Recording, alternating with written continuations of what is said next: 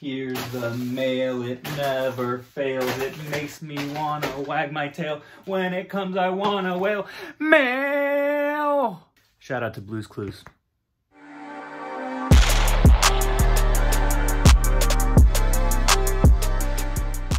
All right, folks, so today is part 2 of my GameStop opening extravaganza. It is Monday morning. Got a new shirt on because I am an adult, and that is something that I do. I change my clothes every day. And about mid-morning, I heard the UPS man come along and dropped off a little something for me, and it looks like we've got a good amount more work to do today. So yeah, let's get into it. So here is the Monday morning package update. We got this big boy, looks kind of crushed. I don't really know what's in that. We've got a good number of them back here as well, plus the ones that are still in the background from the last video. So I'm definitely gonna have to pick up the pace a lot on this one and try to get through all these in one video, because I don't think having 3 opening videos, I don't know, that just kind of seems excessive. So let's get into it. All right, well, let's just jump straight back into this. I reorganized a little bit back here. I cleared out the boxes. We got PS4, PS3, Xbox One, which definitely will be beefed up a little bit today. Xbox 360, then we have Wii and Wii U right here. 3DS here, Switch stuff over there, some random GBA stuff right here. I know some of it's going to be behind me. It's kind of unavoidable. But yeah, that's what it looks like back there. And let's just start getting back into these openings. Right now we have a Life is Strange on the PS4.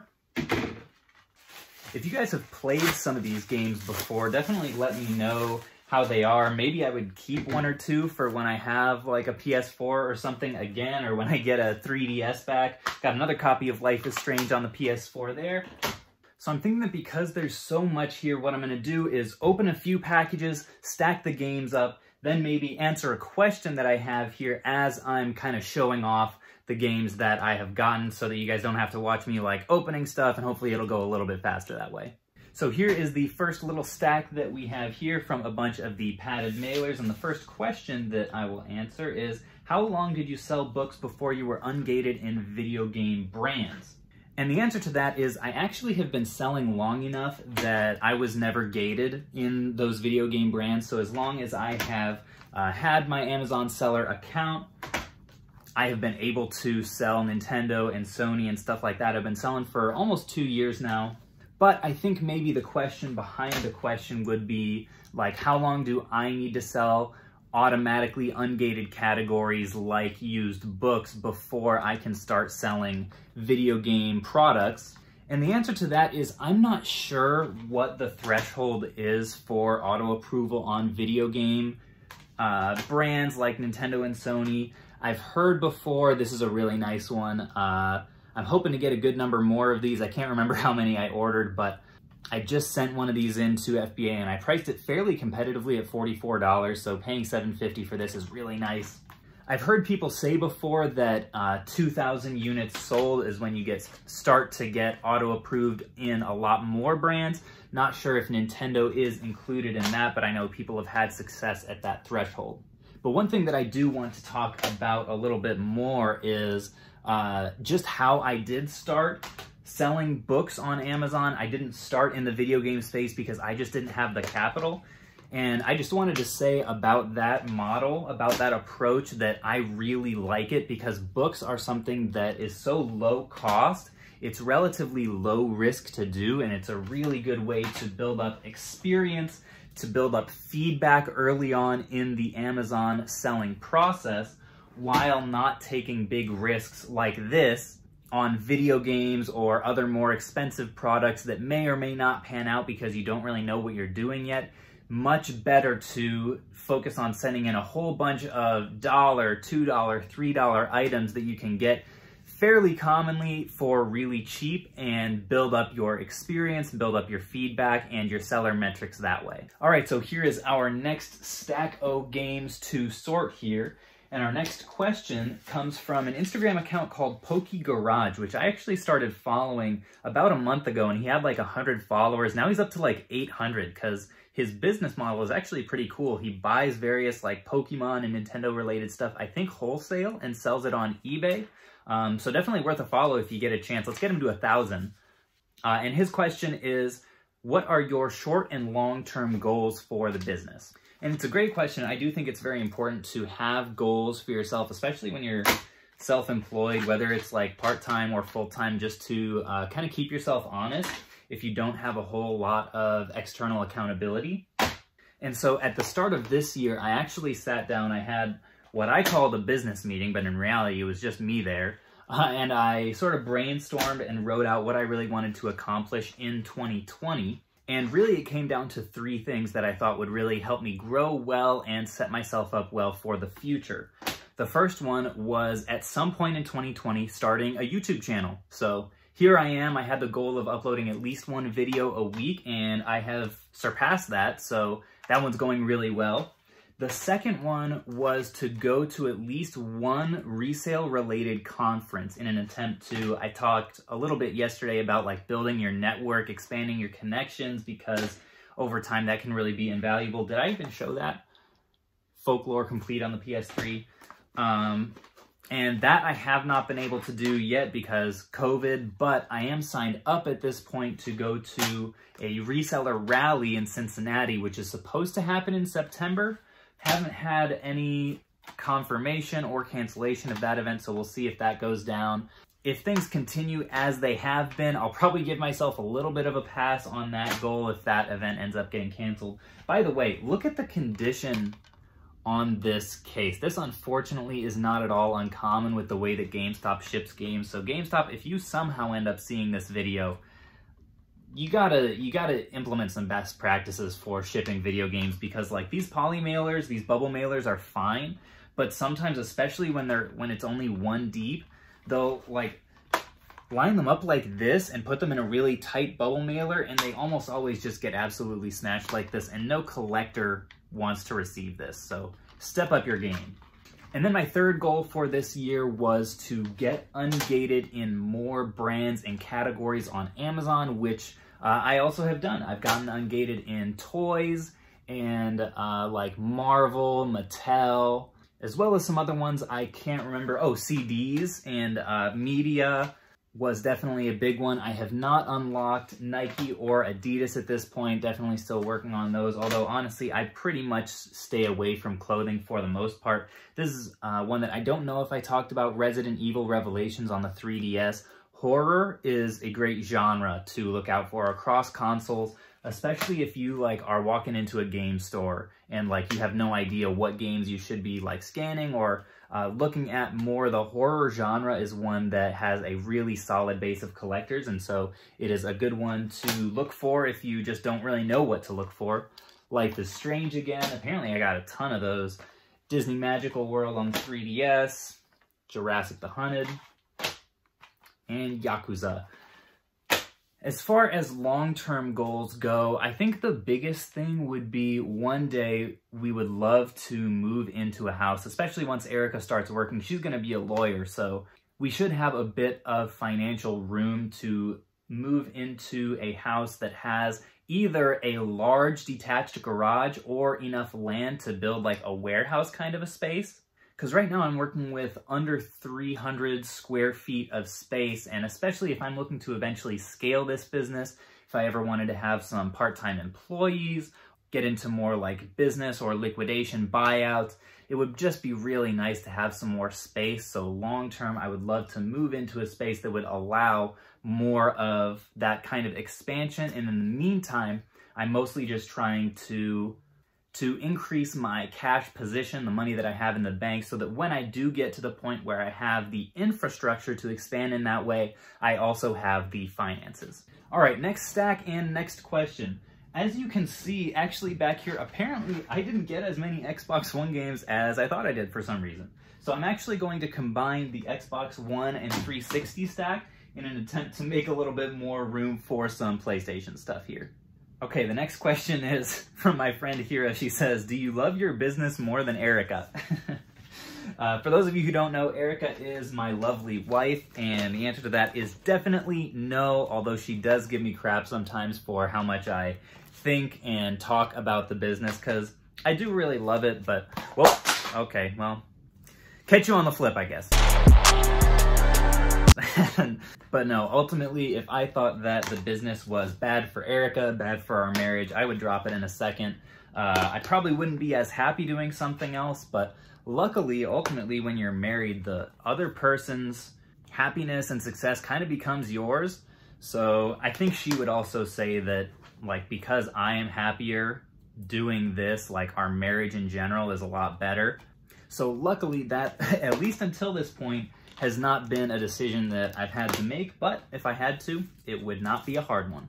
We got the Wolf Among Us disc only, Def Jam Icon, Vikings, Sonic Boom, yes, Sherlock Holmes, Resident Evil, Sonic Boom, Sonic, WWE SmackDown, wrestling games, another good genre to look for, often underpriced, Saw.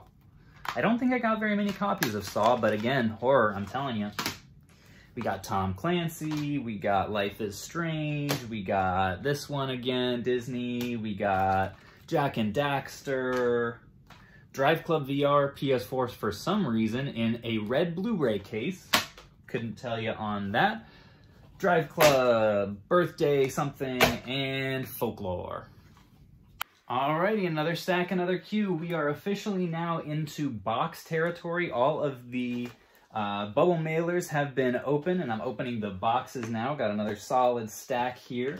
The next question is, how do you handle the accounting side? From Bruce on Instagram. So thank you for that question. We got Vikings, another Vikings. This is a good one to talk about. NASCAR games. Some of them are surprisingly valuable, kind of like just sports games in general, but there are a couple in here. This is a Formula 1 2017. A lot of these, so for example, this one, not the fastest seller, but they were worth picking up for $7.50.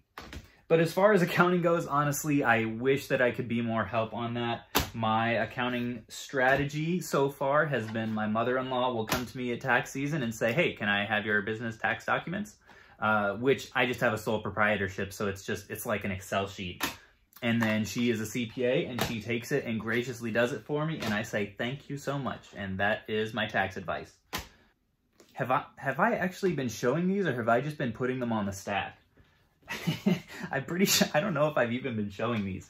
In case I haven't, and my skull is thick, we got Valkyria, Sonic, what is that? NASCAR, that one, and that one. Oh, this one, How to Train Your Dragon 2, is not a super fast seller, but I thought it probably would be worth it. It's one that I have picked up a couple times at game stores, but I don't know if I've sold any copies yet, especially because FBA has been a little bit slower to get stuff in. So yeah, sorry that I can't be more help on accounting questions. I know that that is sort of a difficult area of learning for resellers that I've just been really lucky and haven't quite had to deal with yet. I'm sure I will one day. I was just thinking I'd really love to get to the point one day where I could do this kind of a video on like a live stream and just have questions coming in real time that I'm answering, and the whole show is just kind of a conversation. Don't think I'm really at that point yet. Maybe if there's a point in the future where I get to like 10,000 subs or something like that, we could have a solid little group in the chat, but I think at this point I'd probably have like 2 or 3 people, and that's just not quite enough for a full conversation. Here's a complete copy of How to Train Your Dragon 2. It doesn't have the manual, but, oh, this is an interesting one. Fortune Street for the Wii. I can't remember if I got a copy or 2 of this last time, but this went out of stock pretty soon after I started buying it, so that's one of the other few Wii games that I did actually buy in this lot. We got Blitz the League, another Splinter Cell. I'm glad to get as many of those as I can. Sonic Boom, Rune Factory on the PS3, and Zero Time at Dilemma. All right, here's our next stack, and next question was a little bit ambiguous. It was testing video games for a newbie. So I don't know if that is in reference to like consoles or games specifically, but the only advice, I mean, testing games is fairly intuitive, I would say. Probably the biggest thing, the biggest hurdle would be just having all of the consoles on hand to test the games with. And regarding that, I would just say get as many backwards compatible consoles as you can. So like instead of getting like non-backwards compatible Wii and a GameCube, you can just get a backwards compatible Wii. Same thing with PlayStation 2, backwards compatible to 1. And then for retro stuff, you can also buy what's called a Retron, which is basically, and they have different models. I think they have like 2, 3, 4, maybe 5. And what that number means is the number of consoles that it's able to take the cartridges for. So I would highly suggest, rather than having a Nintendo and a SNES and a Sega and on down the line, get a Retron, and that can save you multiple consoles in terms of, you know, the number of games that you're going to be able to test before you send out the door. The other thing that I'll say regarding testing games that I know I've said before, but it may not have been heard, is that this one's nice. Yeah, that's nice and complete. I will take that. That I do not test every single game. I try to at least look at every single disc, although to be completely transparent, sometimes I forget to even do that, especially with a large load like this. In reality, a lot of these games will end up going out the door unchecked, which I do not recommend at all. That's an area for growth for me. But I do not test all of the games, and the only ones that I do test are the ones that I look at and say, okay, this, you know, has a scratch that looks a little bit too deep, or maybe it just has too much general wear. I'd really feel more comfortable if I knew and saw for myself that this was working before I do list it. And if necessary, I do have a resurfacer as well. The resurfacer I use is called the JFJ Easy Pro, and it's like maybe a little over $100 or so. I actually got the like starter pack that has an extra package of all the supplies that you need once you run out. So that's what I recommend using for beginners. You can get like an industrial grade one. I would love to get one if I could find like a family video that was going out of business or something like that. But those will normally run you like hundreds and hundreds of dollars, up to like over $1,000 or even $2,000. So that's if you're doing a whole lot of resurfacing. They are much more efficient, but obviously much more costly as well. And last one is Life is Strange for the PS4. So we're making solid progress. Only have 3 more small boxes, and also the 3 large boxes. I will be opening those on camera because I just think they might be a little more interesting. All right, and here is the last stack of games before the large boxes, as well as our last question from Instagram, and that is, what is the max box size I use for my FBA shipments? And the answer to that is, I believe 18 by 18 by 16. It's just a box size that I get at Lowe's, and I use mostly when I'm sending in a decent number of consoles. Other than that, especially in a shipment like this where it's mostly games, I have these used Chick-fil-A boxes that I get at my local thrift store. It's a Habitat for Humanity restore. They sell them for 50 cents a piece, which is a great deal. And I just love being able to reuse stuff whenever I can. There's another copy of Abzu. And those Chick-fil-A boxes, I think, are 16 by 14 by 13 or so, and they're really sturdy is the biggest reason I like them. Valkyria, we have Life is Strange. We got Folklore with the old art on there. I do not get why they ever had these random characters on their game boxes. It always confused me when I was younger, and it still confuses me today. Life is Strange, Zero Time Dilemma. This is a new one, I think. Transformers Fall of Cybertron. We've got another copy of Journey Collector's Edition. I wish I had gotten a few more of those, actually. Viking Wolves and Rune Factory Tides of Destiny. Whoa. All right, and now it is time for the big boys. All righty, here is the first big old boy, and we are about to find out what is inside of him. So thank you guys so much for watching all the way until this point.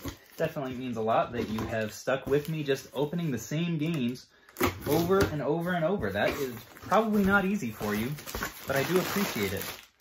Oh, okay. So this is actually something else entirely. This was not part of a sale. This is a Persona 5 Royal Phantom Thieves edition.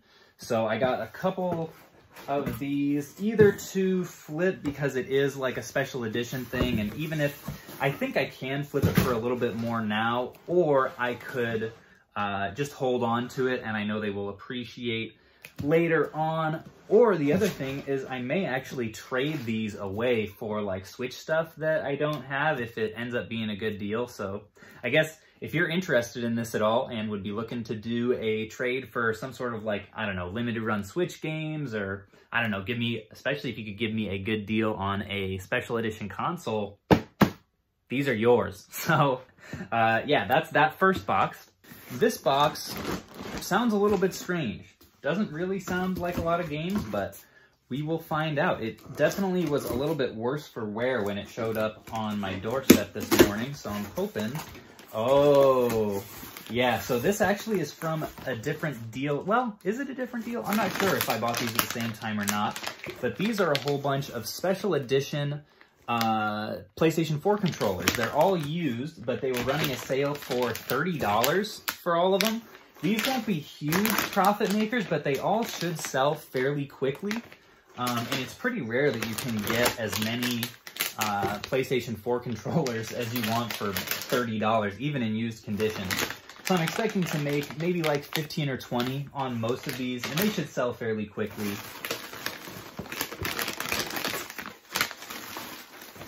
But just kind of another cool product line that I wanted to experiment with a little bit.